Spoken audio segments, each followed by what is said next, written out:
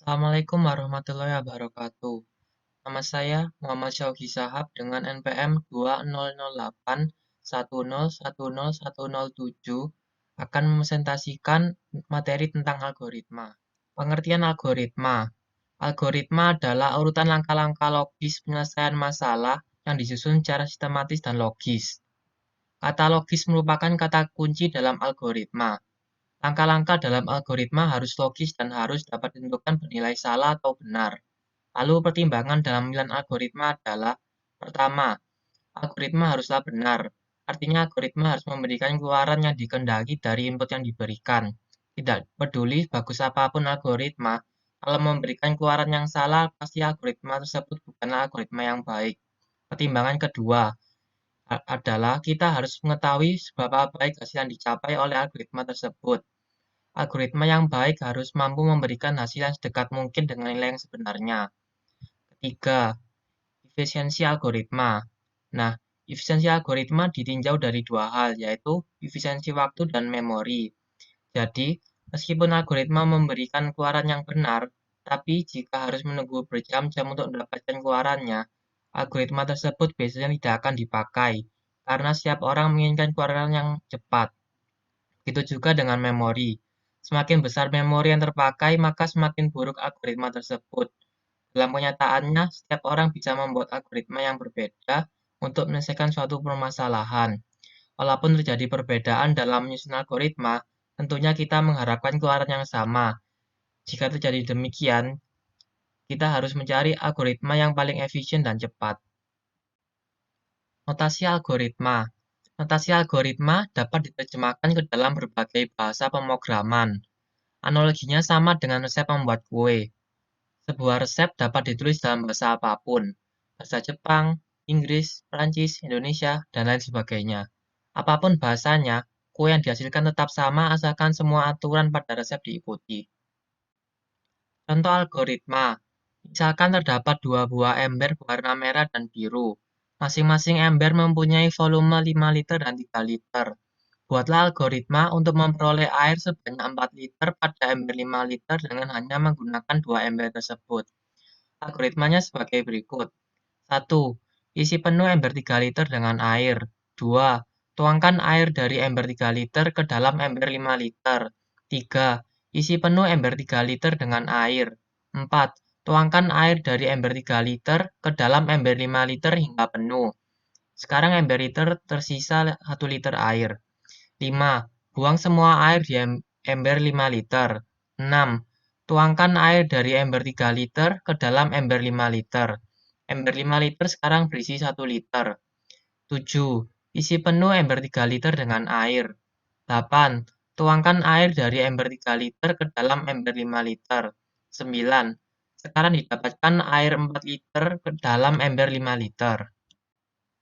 Sekarang saya akan menjelaskan tentang flowchart dan pseudocode. Flowchart. Apa itu flowchart?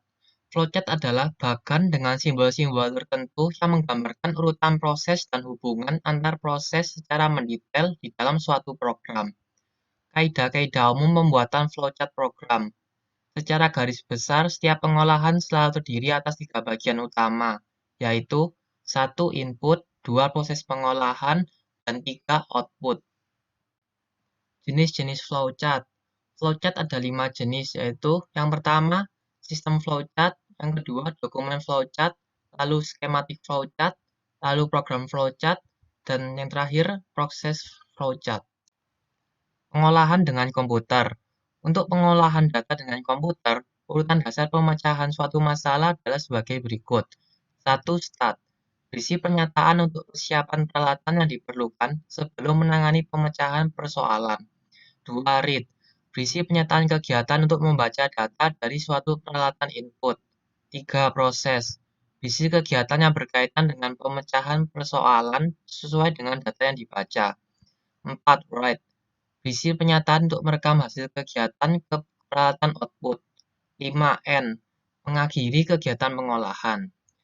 Walaupun tidak ada kaidah-kaidah yang baku dalam menyusun flowchart, namun ada beberapa anjuran. 1. Hindari pengulangan proses yang tidak perlu dan logika yang berbelit sehingga jalannya proses menjadi singkat. 2. Jalannya proses digambarkan dari atas ke bawah dan diberikan tanda untuk memperjelas. 3. Sebuah flowchart diawali dari satu titik start dan diakhiri dengan N. Simbol dalam flowchart. Seperti yang sudah dijelaskan sebelumnya, bahwa flowchart adalah bagan dengan simbol-simbol tertentu. Nah, simbol-simbol tertentu itu memiliki fungsi-fungsi tersendiri, yaitu sebagai berikut. Seperti simbol terminator. Simbol terminator memiliki fungsi sebagai permulaan atau akhir dari program. Lalu ada garis alir atau flow line, yaitu sebagai arah aliran program. Lalu preparation sebagai proses inisialisasi atau pemberi harga awal. Lalu ada proses sebagai proses perhitungan atau proses pengolahan data. Lalu input atau output data, yaitu proses input atau output data parameter informasi untuk memasukkan sebuah data. Decision, yaitu sebuah perbandingan pernyataan penyaksian data yang memberikan pilihan untuk langkah selanjutnya, yang nilainya berupa true atau false. Lalu ada on-page connector sebagai penghubung bagian-bagian flowchart yang berada pada satu halaman. Lalu ada juga off-page connector, yaitu penghubung bagian-bagian flowchart yang berada pada halaman berbeda. Contoh flowchart. Nah, ini adalah contoh flowchart dari program penghitung rata-rata 3 bilangan. Yang pertama diawali dengan terminator, yaitu start, lalu yaitu simbol input yang akan masukkan input nilai A, B, dan C. Lalu simbol proses dengan jumlah sama dengan A tambah B tambah C. Lalu banyak lagi dengan simbol proses juga dengan rata-rata sama dengan jumlahnya A plus B plus C yang tadi dibagi dengan 3. Lalu keluarlah hasilnya, outputnya, rata-ratanya. Lalu diakhiri dengan simbol terminator N. Pseudocode. Definisi pseudocode. Kode atau tanda yang menyerupai, yang merupakan arti dari pseud. Lalu code artinya adalah kode bahasa pemrograman. Lalu merupakan penjelasan cara menyelesaikan suatu masalah. Pseudocode sering digunakan oleh manusia untuk menuliskan algoritma. Pseudocode adalah notasi algoritma yang menyerupai notasi bahasa pemrograman. Karena pseudocode sudah menyerupai notasi bahasa pemrograman, maka pseudocode lebih mudah untuk dikonversi ke dalam bahasa pemrograman. Contoh pseudocode dalam flowchart. Nah, ini adalah program untuk mengecek apakah bilangan tersebut merupakan genap atau ganjil dengan menggunakan modulus. Yang pertama start, lalu masukkan A, bagi A dengan 2, lalu ada simbol decision. Jika hasil baginya sama dengan 0, maka akan mengarah ke true, yaitu genap. Jika tidak, maka akan ke ganjil, lalu N. Nah, jika dalam pseudocode, maka 1 start, 2 masukkan A, 3 sisa sama dengan A modulus 2, 4 if sisa sama dengan 0, 5 maka cetak genap, 6 else, 7 cetak ganjil, 8 N. Nah, lalu ini contoh kedua dengan program hitung luas segi panjang. Pertama harus mendeklarasikan terlebih dahulu, yaitu deklarasi var panjang, lebar, luas sama dengan integer, yaitu tipe datanya itu integer. Lalu algoritmanya seperti berikut. Read panjang, lalu read lebar, yang nantinya itu akan membaca nilai yang diinputkan dari si user. Lalu luas sama dengan panjang kali lebar, yang akan memasukkan nilai panjang dan lebar lalu mengoperasikannya. Lalu write luas, itu akan menampilkan nilai yang sudah dioperasikan yang tadi, lalu keluar nilai luasnya. Teknik percabangan. Apa itu percabangan dan kenapa dinamakan percabangan? Nah, istilah ini sebenarnya untuk menggambarkan alur program yang bercabang. Pada flowchart, logika jika maka digambarkan dalam bentuk cabang. Karena itu disebut percabangan. Selain percabangan, struktur ini juga disebut control flow, decision, struktur kondisi, struktur if, dan lain sebagainya. Percabangan akan mampu membuat program berpikir dan menentukan tindakan sesuai dengan logika atau kondisi yang kita berikan. Nah, lalu dalam percabangan terdapat bentuk-bentuk percabangan, seperti bentuk percabangan if. Percabangan if merupakan percabangan yang hanya memiliki satu blok pilihan pada kondisi bernilai benar. Jadi, kodenya seperti ini. If kondisi, maka blok akan menjalankan blok pernyataan. Contoh, if jika hari sama dengan 1, printf hari Senin, maka akan memunculkan hari Senin. Percabangan if atau else. Percabangan if atau else merupakan percabangan yang memiliki dua blok pilihan. Blok pilihan pertama untuk kondisi benar dan kedua untuk kondisi salah, else.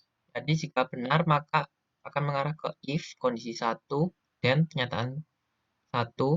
Jika salah maka akan mengarah ke blok else kondisi 2 yang akan mengarah ke pernyataan 2.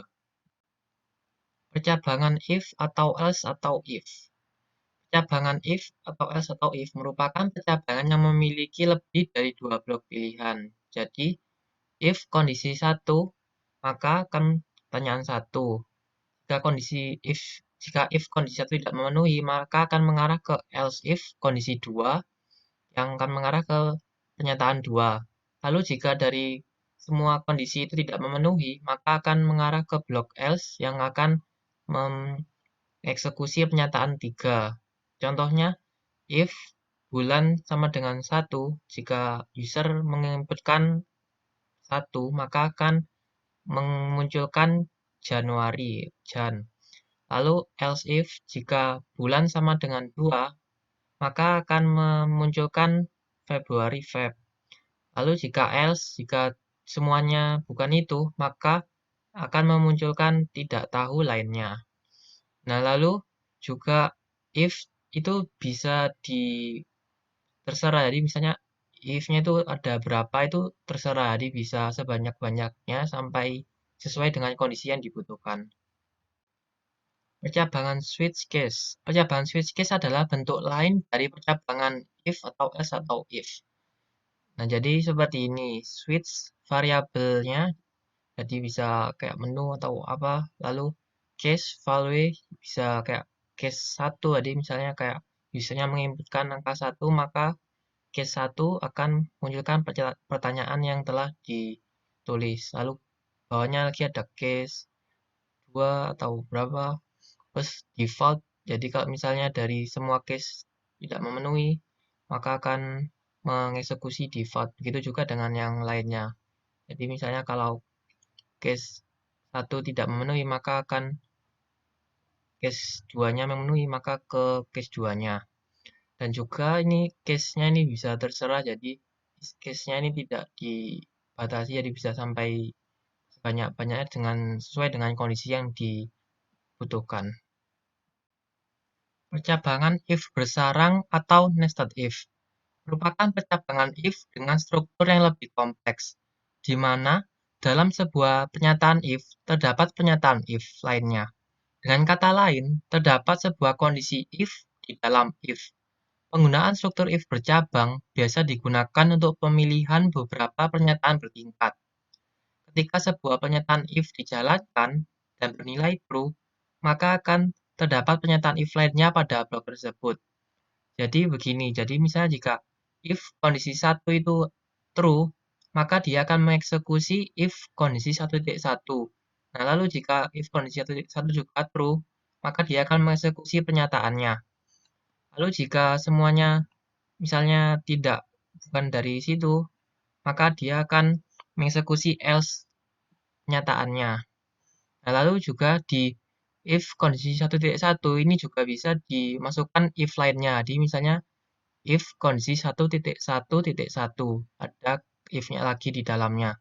Dan juga bisa misalnya if kondisi 1 di dalamnya ada if kondisi 1.1 dan else if kondisi 1.1 juga bisa seperti itu.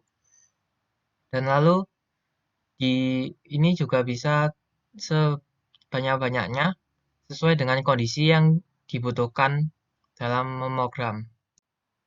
Teknik perulangan. Jadi teknik perulangan ini misalnya kita disuruh mencetak hello world sebanyak 10 kali. Nah, itu kan kita masih bisa gitu, Kak, kecapean. Nah, lalu kalau misalnya disuruh kita mencetak hello world sebanyak 1000 kali, maka kita kan akan kesulitan gitu mencetak sebanyak 1000 kali.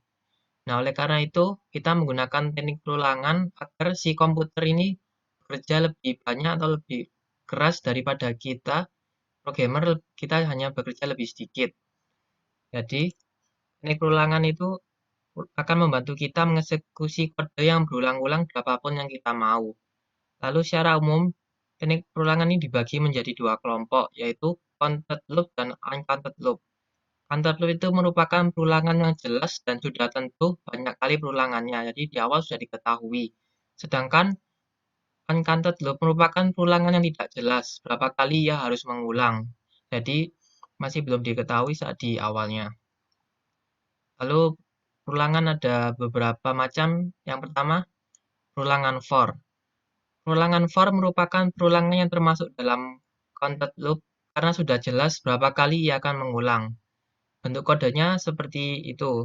For, inisialis 1, kondisi 1, pencaca 1, plus plus atau min min. Jadi, I sama dengan 0, lalu kondisinya yang kita mengulang itu misalnya I kurang dari 10, lalu pencaca ini maksudnya increment atau decrement. Jadi kayak variabel counter, sebagai variabel counternya, jadi dia akan nilainya naik atau turun.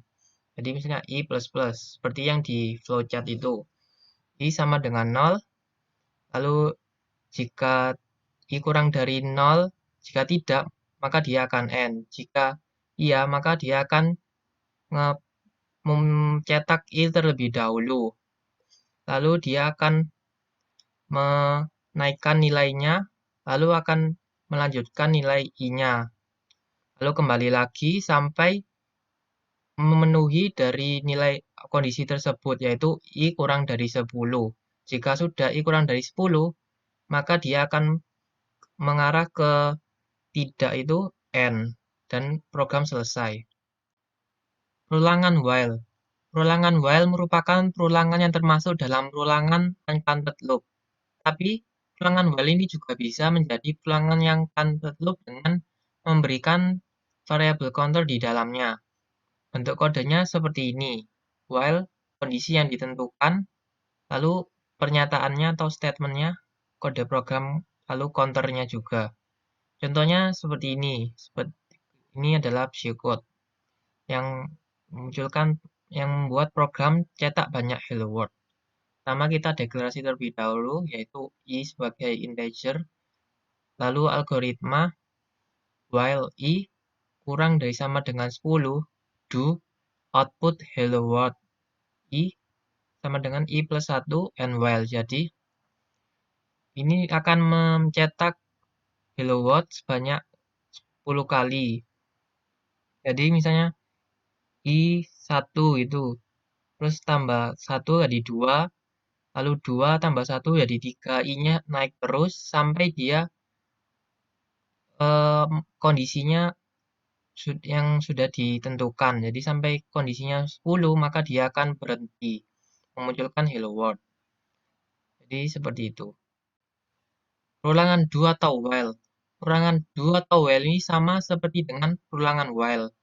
Nah, tapi perbedaannya itu, jika perulangan do atau while akan melakukan perulangan sebanyak 1 kali terlebih dahulu, lalu mengecek kondisi yang ada di dalam kurung while.